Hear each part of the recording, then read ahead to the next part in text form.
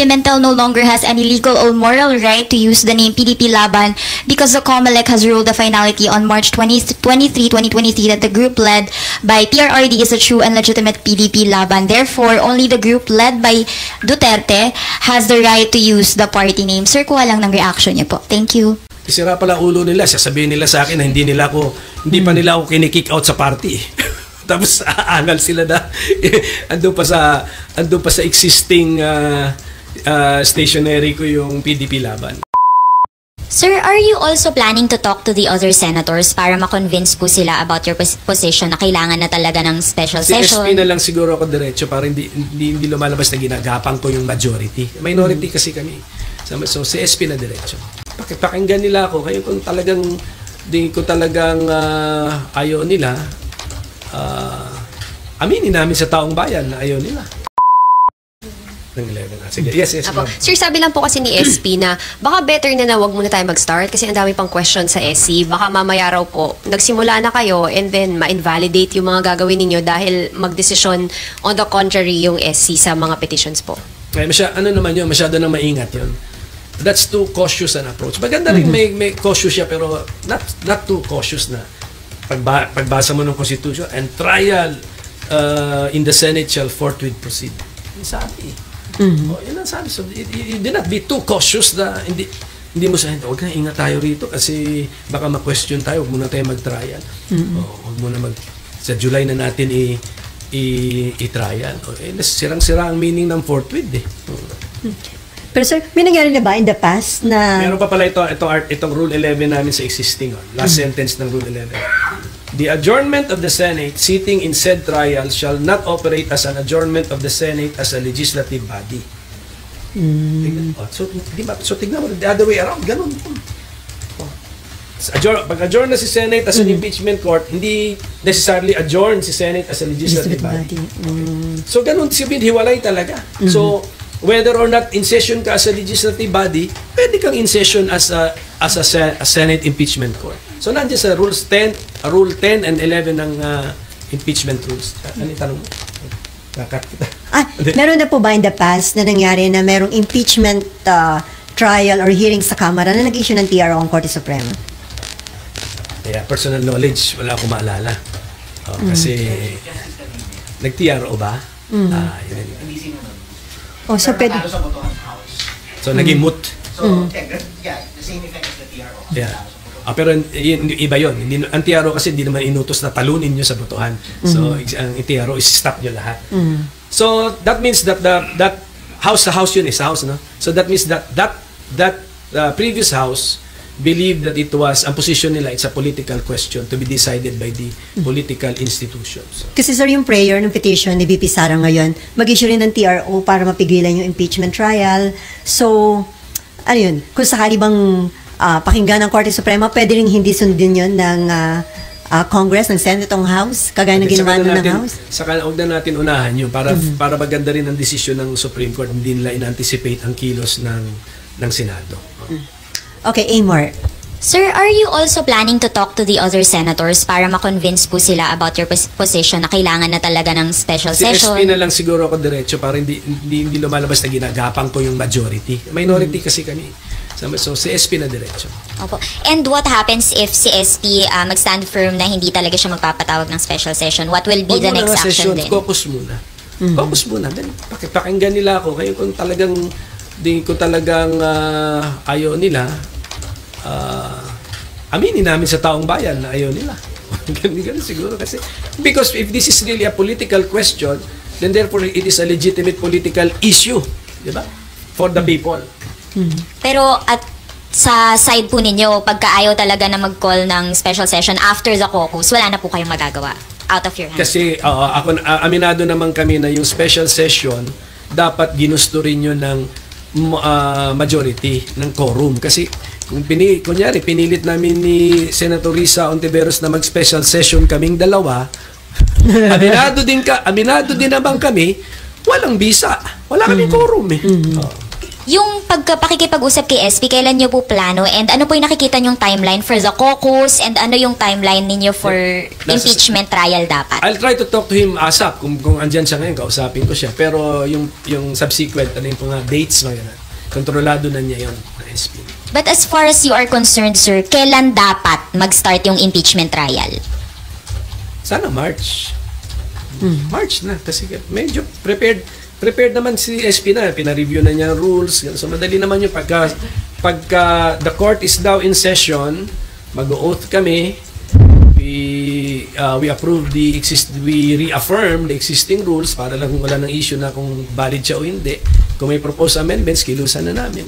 And then padala na ng i-authorize na namin ng Senate President to send summons to the impeached official para umandar na yung 10 days. Sayang din yun eh. So kaya po siya sa March, you think? Kasi when I use the word trial lang medyo generic yung paggamit ko ng trial. Ibig sabihin the entire process. Hindi pa siguro mauupo yung witness sa witness stand. Basta nag-umpisa na yung trial. In the sense na pasagutin mo na si impeached official, pasagutin mo tapos ipa-respond mo si prosecutors. Pero nag-convene na po yung impeachment court by March. Yan po yung timeline niyo. Kasi para walang question na dun sa subsequent steps, dapat convened na kami as a court. Opo. Sir, alas na po, dun sa rules, kasi currently dinadraft daw po ng Senate Secretary and ng legal team ng Senate. Do you also plan, parang kailangan pong linawin yung provision na kung kailangan ba talaga nakasession yung Senate or not? Or are you, meron po ba kayong participation kayong mga senador dun sa pag-draft ng rules? May participation. Pero siyempre, inaaral na nila ngayon yan with lawyers, yung nag-practice din sa korte para yung rules of court, yung mga necessary ilagay, i-propose nila as amendments. Pero may role ang lahat ng senador kasi we approve the amendments or not. Basta po, we can live with the existing rules. Meron na nagamit na nga ito eh. May na-convict na nga under these rules eh. Pero kayo, sir, satisfied niya just existing rules? Sa tingin nyo, hindi na kailangan i-amend? It can be improved, pero depende na sa proposal. It can be improved kasi, kunyari galing naman sa rules of court lang, ano na lang yun, elaboration na lang yun. Like may mga suggestion na include na yung pagtanggap ng evidence sa online o kaya yung virtual presentation ng mga evidence. Pwede, pero may reservation ako doon, pero open mind lang ako doon. Pero yung mga affidavits, etc., judicial affidavits, okay yun. Sir, can we say na ngayon malakas na yung clamor sa Senate para mag-convene as impeachment court? Kasi sabi ni SP parang kailan masasabing may clamor? Ilan na ba yung nananawagan? And then yung mga nananawagan parang may mga political inclination, may mga biases. So can we say, sir, ngayon na malakas na yung clamor sa Senate? Siguro, the mere fact na tatlo na daw kami, so lumakas na. Hindi ba? So, baka may momentum na yan. Ay, ako dyan. Sir, ano lang no? Halimbawa magsimula po yung trial March, April. Then, kung tatawid po ng 20th Congress, paano po yung magiging composition? Dahil tulad po ninyo, graduating po kayo, yung mga re-electionist po, baka hindi makalusot lahat. Paano po yun? Back to zero po? Hindi. Dapat tuloy siya sa court. Tuloy. Naka-record naman lahat yan. Naka-transcript yan. Tapos, I'm sure may video recording na. Kahit yung bagong senador, he or she can review the proceedings. Wala nang problema sa pag-review ng proceedings. Iba na nga ngayon, may video na eh. Dati yung new judge sa korte, titignan lang niya yung transcript, hindi niya nakikita yung behavior o tono ng witness eh. Ngayon, ano na yan, may video recording na. Kahit balikan mo, makikita mo na eh. Ano yung demeanor, ano yung tono ng boses. Sir, hindi kaya naging sobrang maingat si SP Escudero sa nagiging hakbang dito nga sa impeachment? Kasi kung sakaling mapatalsik si VP Sara, potential na mag-benefit po siya dito. Hindi never tayong magkaka-impeachment ng BP kasi lahat potential. Potential beneficiary ang SP. Pero hindi automatic yun. Ayusin natin yung kasi akala ng iba na pag mabakante ang Vice President, automatic ang Senate President ang magiging Vice President. Hindi po ganun. Mamimili po ang Presidente, ang incumbent President from among the members of the Senate and the House. But needing the concurrence of the members of the Senate and the House. Ay, Mav, okay. Sir, kapag alam po halimbawa mag-start na po yung trial, kasi po di ba mayroong period na after June 30 na 12 na lang yung sitting senators. Paano po yun? Pwede pa rin po ba mag-trial kung 12 na lang po sila? Will that be valid, sir? If ever matuloy, kunyari i-decide nila, yung mga naiwan na ituloy nila, ako I find nothing objectionable doon. Pero siguro better na lang na i-defer na muna nila. Hintayin na nila yung bago nilang kasama. Sir, ano bang ikaw yung Senate President? Meron bang pagkakataon na may muntik na may sampang impeachment case dito sa Senate? Wala. Kay Sereno. Yun. Oh. So, sir, ano yun? Tama ba yung estimate ni SP Cheese na hindi gagastos ng more than 1 million ng Senate para sa impeachment ni VP Sara? Okay yun. Okay. Maliit lang talaga magiging expenses sa Senate. Ni SP. Kasi hindi dapat maging reason yun na mag-bloat ang expenses. It's the same venue, it's the same building, it's the same place. It's the same offices na meron ng mga legal staff. Kukuha ka siguro, papalitan mo siguro yung consultant mo. Yung sa ibang topic mo na consultant, sa tax. This time, kukuha ka ngayon ng isang lawyer na nagpa-practice before the courts para mag-guide ka. Pero yung mga individual senator, may mga individual additional expenses. Papalitan mo lang yung saan yung focus mo. Okay, from Bilyonaryo. Good morning, Sen. Hannah po from Billionario. Sir, nag-release po ng statement ng PDP Laban just an hour ago.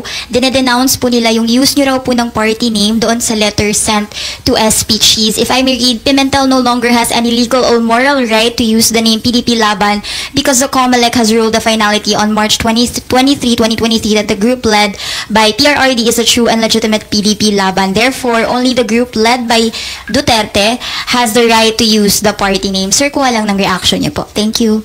Yung kaso namin sa COMELEC was about the leadership of the party. Isira pala ulo nila, sasabihin nila sa akin na hindi pa nila ako kinikick out sa party. Tapos aangal sila na ando pa sa existing stationery ko yung PDP Laban, di ba? So may karapatan pa kayo, sir, na gamit? Well, under dispute pa yung sa Supreme Court. Yung decision ng COMELEC na sila kusi naman ang nagwagi, under dispute pa sa Supreme Court. So malay natin, marireverse pa yan. But then at the same time, si kusi mismo sinasabihan ako na hindi naman daw nila ako in-expel sa partido nila. Ayoko lang makasama sila, pero hindi nila ako in-expel. So bakit aangal ngayon sila kung gamit ko pa ang PDP Laban na partido ko namang tunay yan, partido ng father ko, at ako nagbumuhay niyan hanggang sa time ng kaso ng COMELEC. Sir, sinabi rin po nila na refrain from misusing the name PDP Laban and misleading daw the Filipino people about your current party affiliation kasi daw po nag-transfer na kayo sa Nationalista. Well, yung Nationalista certificate of nomination ko, that was with the National Assembly kasi kami ng PDP Laban ko yung wing ko, yung faction ko pa, yung originals. Nag-National Assembly kami and they gave me permission as well as si Senator Manny Pacquiao na for purposes of the May 2025 elections, we can use another party's CONA. So lahat po yan anticipated na namin yan, lahat po yan na-covered na po namin. So we are still with PDP Laban. In case we win the case sa Supreme Court, we are ready to assume leadership legally speaking, of our own party. So, but in the meantime, yung paggamit namin ng other parties CONA, allowed by our original faction of the PDP Laban in a National Assembly, very specific, plus alam din po nung hosting party. Alam po. So, sir, you are running under what party? Ngayon, Nationalista Party. NP. So, yung PDP na ginagamit niyo, PDP Laban, yung kanilang mga senatorial candidates, hindi nyo nini-endorso? Hindi. Hindi namin nini-endorso yun. May kaso pa kami Supreme Court. Umani naman ito ng iba't ibang reaksyon mula sa ating mga netizens. Ayon kay Ermi Gumalang, anong nangyari sa'yo, Coco? Double face ka talaga. Never again to Coco Pimentel, hindi ka na mananalo ulit. Pahayag naman ni Ismael Samson, mga walang paninindigan, mga walang prinsipyo sa sarili. Dapat lang na hindi kayo tularan ng ibang politiko. At ito naman ang saloobin mula sa ating kababayan na si Alma Reyes, mas mabuti hintayin ang desisyon ng SC sa mga petisyon para hindi masayang ang time and gastos. Mga kababayan, feel free to comment below para maglabas ng saloobin sa balitang ito.